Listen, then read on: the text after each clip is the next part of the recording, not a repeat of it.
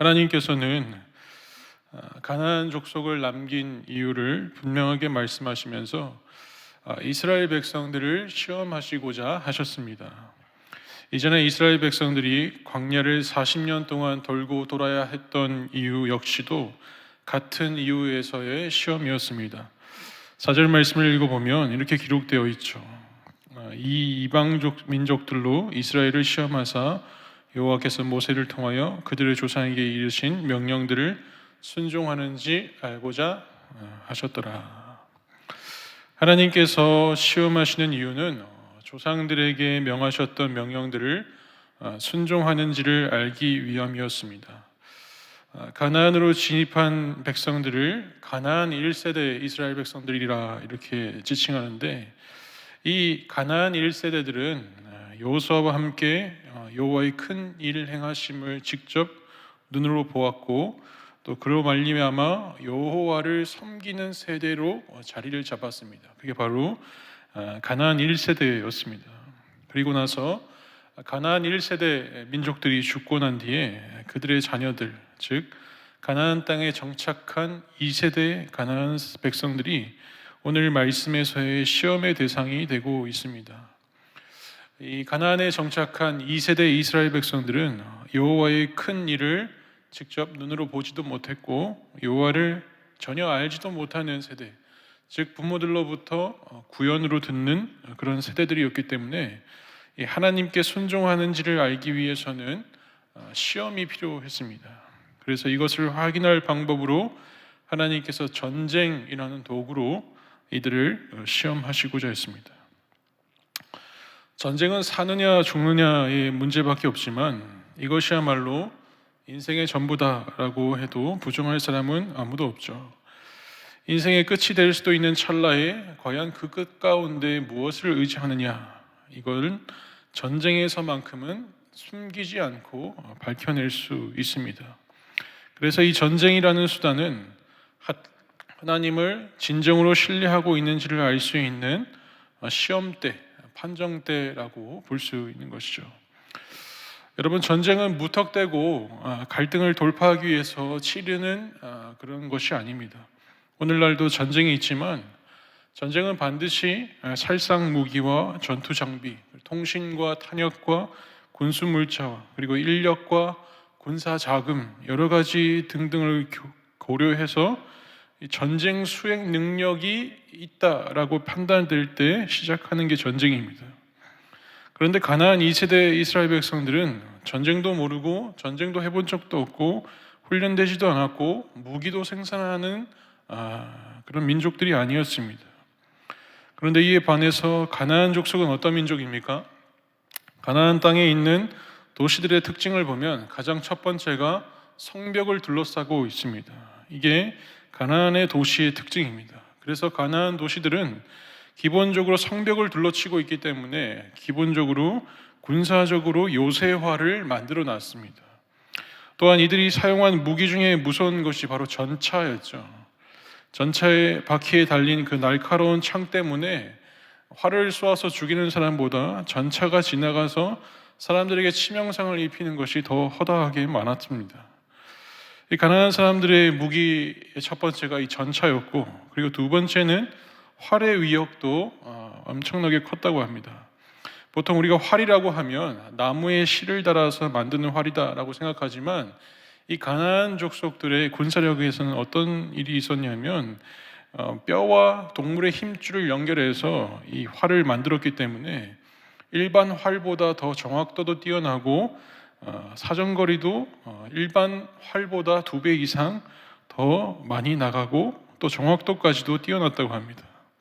그 외에도 가나안 군인들은 긴 창을 만들었고, 그리고 대검과 단검 여러 가지의 무기들을 갖고 있는 게 이 가나안의 군사력이었습니다.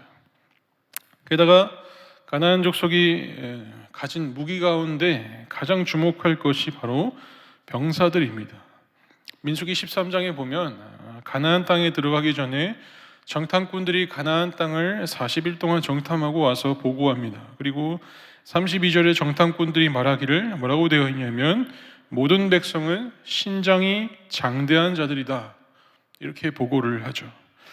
40일 동안 그들이 훑어봤는데 우리보다 작은 사람들은 한 명도 없었다라는 의미입니다. 젖과 꿀이 흐르는 그 가나안 땅, 풍족한 영양이 뒷받침되는 땅에서 자라난 가나안 사람들은 기본적으로 신체 능력이 이스라엘 백성들을 압도하고 있다라는 걸 알려주고 있습니다.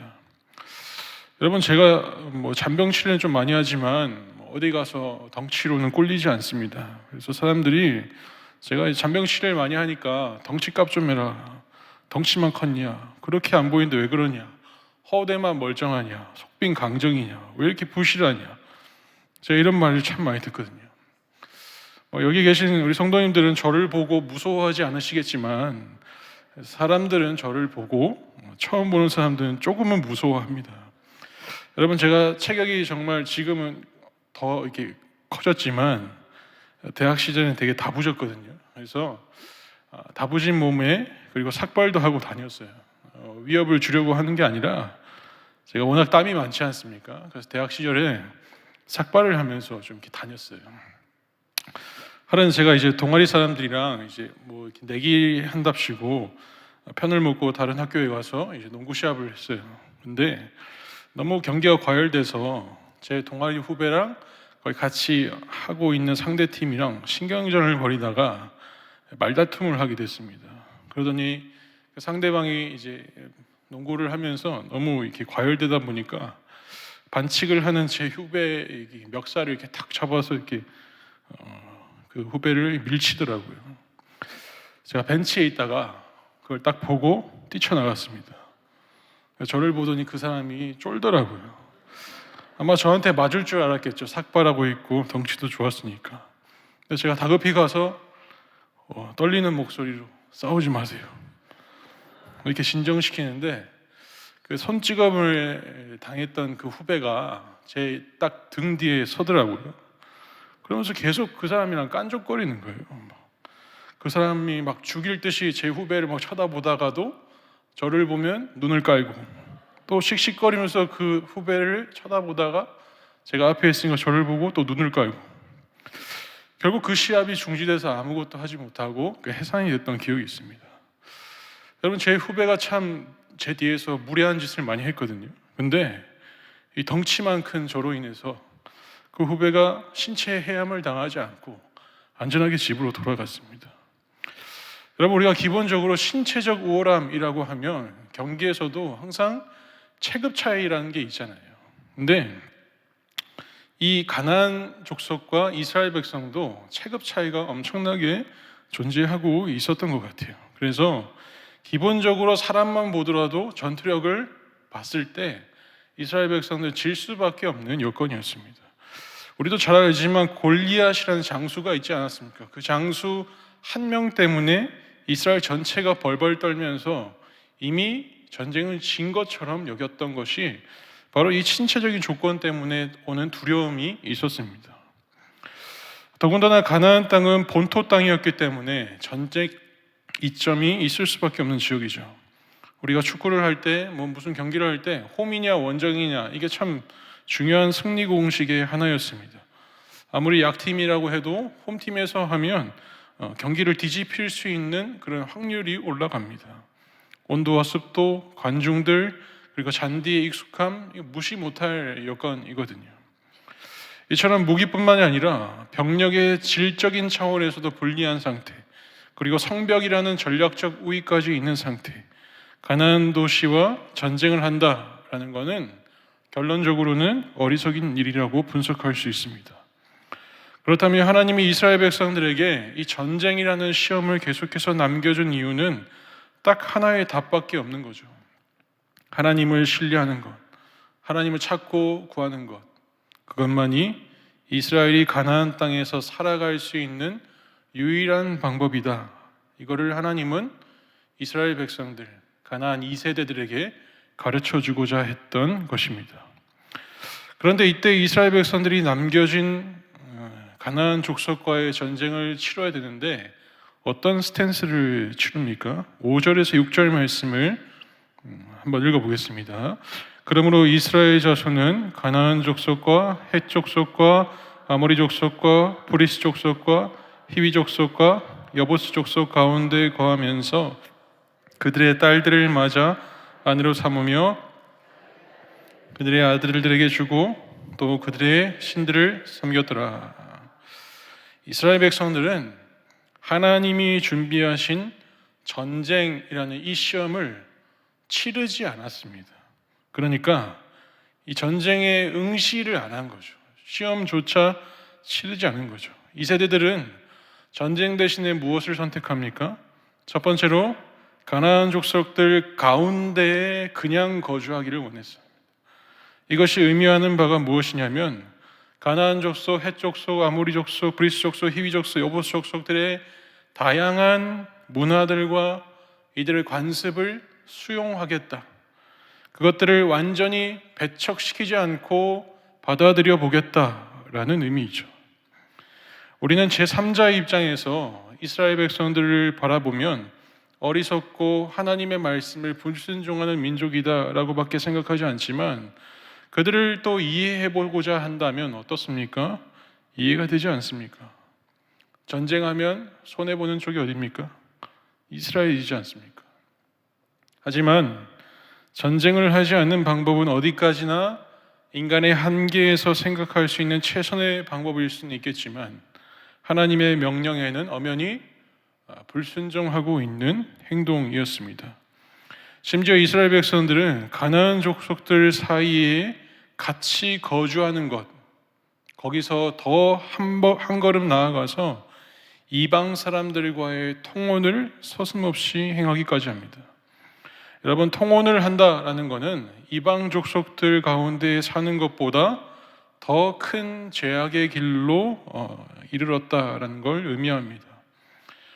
결혼을 할 때 기본적인 조건이 있다면 그 사람의 성격, 가정 환경, 부모님, 종교 이 등등 삶의 모든 반경을 다 인정하고 심지어 나쁜 점까지도 수용하겠다라는 태도가 결혼이라는 모든 단어에 집약적으로 포함되어 있습니다.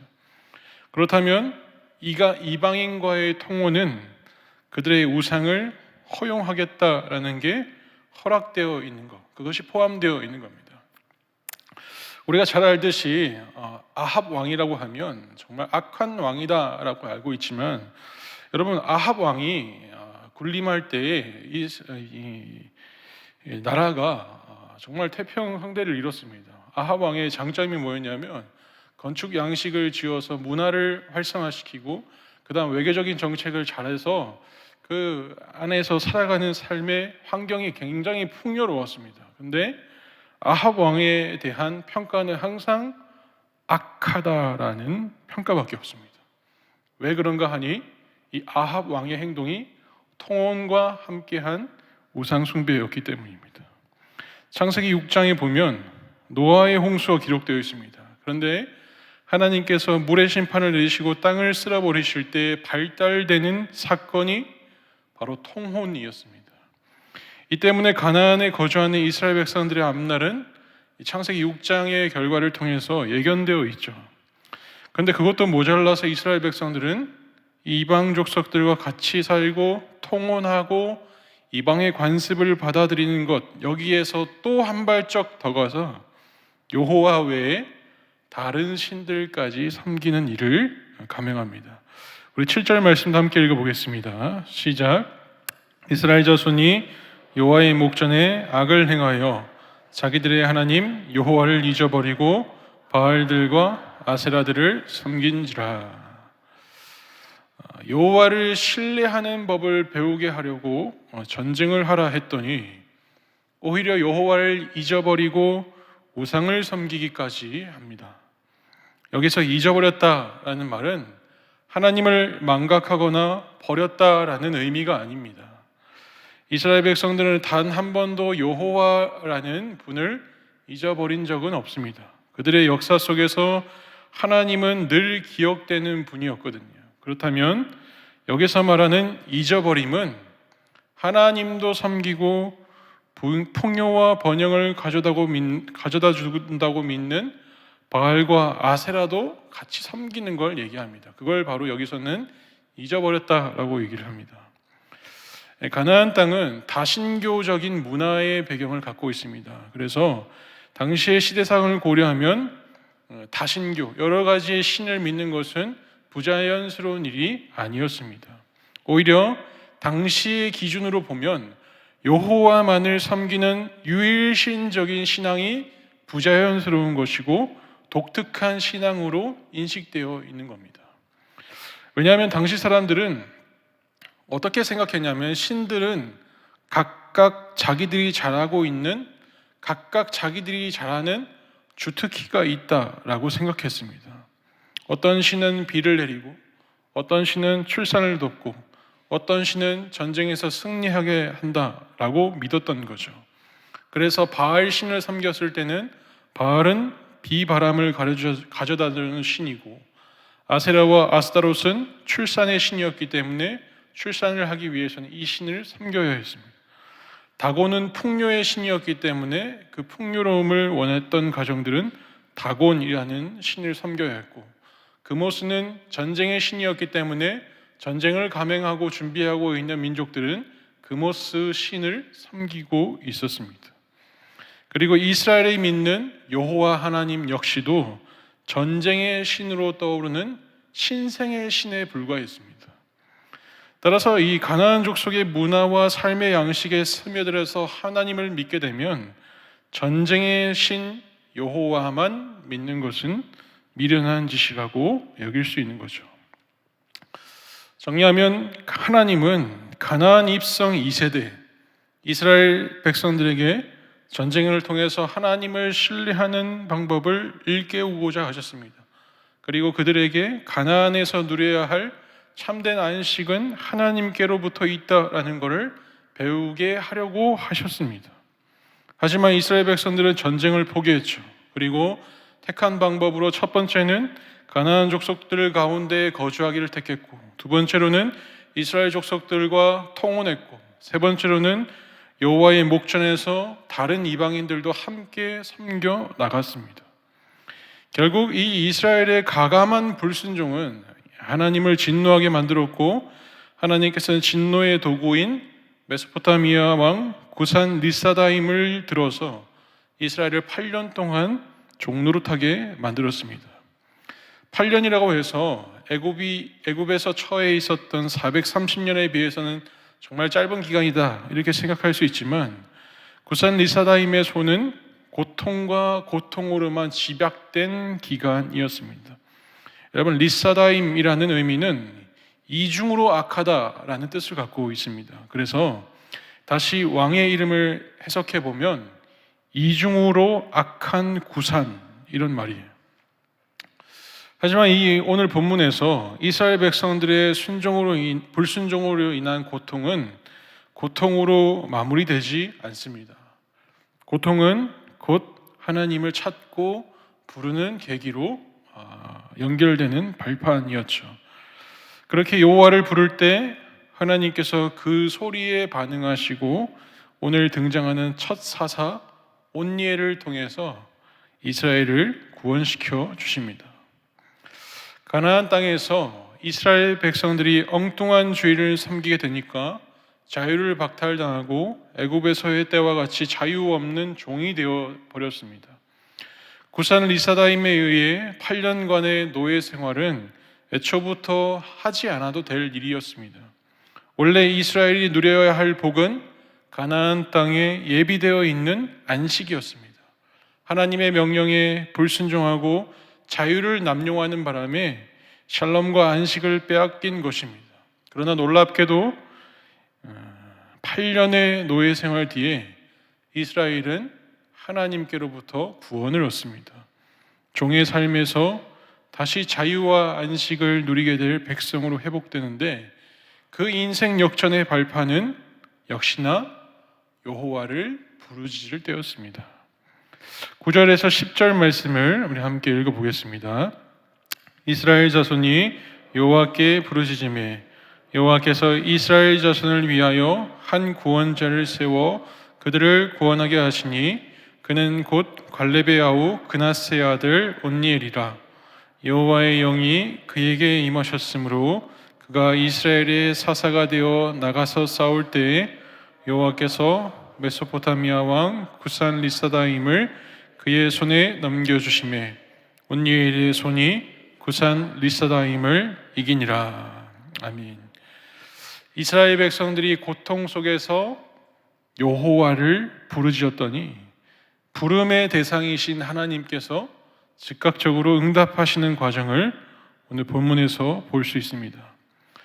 우리가 하나님과 연합된 자이면 다른 신을 섬기는 것은 오늘날의 상황에 빗대어 볼 때 불륜을 저지르는 것이고, 여러 신을 섬기기를 반복하는 것은 간음이라는 죄를 넘어서 창기와 같은 죄를 범하는 것입니다.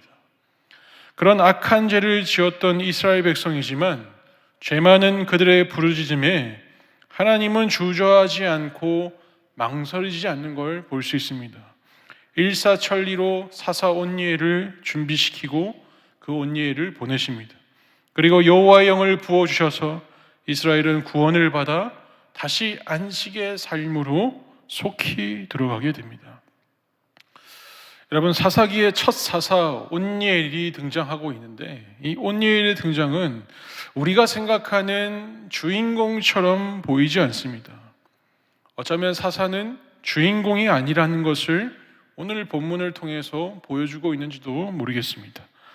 여호와께 이스라엘 백성들이 부르짖었더니 여호와가 구원자를 직접 세우고, 여호와의 영이 온니엘에게 임하여서 싸울 때 여호와께서 구산 리사다임의 손에서 건져주셨다라는 걸 보여주고 있습니다. 모든 주체가 여호와에 의해서 시작되고 있다는 걸 기록하고 있습니다. 우리는 왜 여호와를 부르짖어야 하는지를, 왜 주의 이름을 불러야 하는지를 명확히 알아야 합니다. 왜 그렇습니까? 하나님의 이름을 부르면 하나님께서 직접 운행하시기 때문입니다. 하나님의 이름을 부르면 하나님이 직접 우리의 편이 되어 주시기 때문입니다. 하나님을 부르면 하나님이 유일한 우리의 구원자로서 역할을 감당해 주시기 때문입니다. 샬롬이 없는 우리의 상황에 참된 안식으로 가장 완벽하게 인도하시는 분이 하나님이 되시기에 우리가 그렇게 고통 가운데 있고 타락한 모습에 있지만 여호와를 불러야 하는 이유입니다. 여러분, 인생을 살다 보면 생각이 여호와께로 떠오르기보다 세상으로 잠식될 때가 참 많이 있습니다. 모든 정답과 해답이 하나님인 건 알지만 하나님을 외쳐 부르지 않는 영적인 벙어리가 되어 있는 것이 오늘날 우리의 현실인 것 같습니다. 리사다임과 같은 고통 중에 고통 안에 우리가 거하고 있지만 하나님을 부르는 것이 참 우리의 입에서 떨어지기가 쉽지 않습니다. 주님은 여전히 우리를 향해서 구원의 손길을 예비하고 있고 불꽃과 같은 눈동자로 우리의 삶 가운데 음성을 듣고 있기를 원하시지만 우리의 현실은 아버지, 하나님, 예수님이라는 그 이름을 부르는 것을 우리는 오늘도 망설여 하고 있습니다. 왜 그렇습니까? 우리의 죄 가운데 있는 모습은 하나님을 찾아서는 안 된다, 그럴 자격이 없다고 계속 우리 안에 있는 내면 가운데 사탄의 유혹과 그러한 속삭임이 오늘 우리가 하나님이라는 이름을 마음껏 외치고 부르지 못하게 방해하고 있습니다. 여러분, 말씀을 정리하면서 함께 생각해 봤으면 좋겠습니다. 하나님은 이스라엘 백성에게 안식과 쉼을 주는 분이었고 또 그것을 깨우치기 위해서 이스라엘 백성들에게 전쟁을 시험의 도구로 사용하셨습니다. 그러나 이스라엘 백성들이 어떠한 삶을 삽니까? 이스라엘 백성들은 가나안 족속 안에서 함께 저들과 살아가는 것을 선택했습니다. 세상으로부터의 구별이 아니라 세상으로 스며들기를 원했습니다. 이스라엘 백성들이 통원하였죠. 하나님의 거룩한 백성임을 깨뜨리며 구별된 삶을 포기했습니다. 세 번째로 우상을 섬김으로써 하나님을 신 중에 신이 아닌 신들 중에 신으로 여겼습니다. 이렇게 이스라엘 백성들이 살아가는 방식은 스스로가 그 삶의 방식을 결정했고 자기 자신에게 평강이라고 생각하는 제멋대로의 옷을 입으면서 살았습니다. 그러나 결론이 무엇이었습니까? 하나님을 찾지 않는 인생은 어떠한 변수 없이 샬롬을 잃어버리고 고통과 아픔 그리고 이전보다 또 다른 시련을 겪게 된다라는 것을 우리 오늘 말씀을 통해서 배워야 합니다. 죄인된 인간은 형통과 평강이 언제나 나로부터 시작되고 나 먼저 돼야 되고 나를 통해서라고 주장합니다. 그러나 여호와 하나님의 초점은 다르다는 겁니다. 하나님 자신을 위해서가 아니라 하나님의 초점은 언제나 우리를 위함입니다. 하나님은 우리에게 참 안식을 주기 위해서, 하나님은 우리를 사랑하시기 위해서, 하나님은 우리를 승리케 하시기 위해서, 하나님은 우리를 건져내기 위해서, 우리의 죄를 사하시기 위해서 거하시는 분인 줄로 믿으시기를 바랍니다. 자신의 독생자를 이 땅 가운데 보내셔서 십자가의 고통을 허용하시면서 우리를 위하시는 예수님, 나 자신만을 위해 살다가 주를 외면한다 할지라도, 고통에 빠진 연약한 자, 부족한 죄인이라 할지라도 부르짖음 그 한마디에, 예수님이란 그 이름 한마디에, 하나님이라고 부르짖는 그 한마디에 주님은 오늘도 변함없이 우리를 사랑하는 자녀라고 응답하여 주시고 신실하게 반응해 주실 것을 믿으시기를 바랍니다. 사랑하는 성도 여러분, 우리를 끝까지 사랑하시고 참된 안식을 허락해 주신 분은 하나님밖에 없습니다. 하나님만이 항상 그 자리에 계시고 하나님만이 항상 변함없는 모습으로 우리의 인생 가운데 계십니다. 그 변함없으신 하나님을 부르짖는 음성이 우리 안에 허락되어 있습니다. 여러분, 망설이지 마시고 그 하나님을 마음껏 우리의 삶에 외쳐 불러서 죄와 고통과 슬픔과 막막함 안에 갇혀 있지 마시고 하나님이 주시는 평강 속으로 다시 거하시기를 간절히 축원합니다. 기도하겠습니다. 사랑과 자비가 충만하신 하나님 아버지, 오늘도 우리는 하나님을 신뢰하고 의지하는 삶에서 탈선하여서 내 생각과 내 눈에 지금 보이는 상황에 매몰되어 왔습니다. 그 결과는 언제나 고통과 아픔과 슬픔이었지만 하나님 아버지의 이름을 부르짖지 못하여서 절망 속에 있는 삶에 끌려다니고만 있었습니다. 그러나 하나님의 초점은 여전히 우리를 위함이었고 우리를 향한 변함없는 사랑을 베푸신다는 것을 믿게 하여 주셔서 오늘 이 시간 이후로부터 담대히 아버지의 이름을 부르며 아버지께서 예비하신 구원의 손길을 누리며 평강으로 인도함을 받게 하여 주시옵소서. 거룩하신 예수 그리스도의 이름으로 기도드리옵나이다. 아멘.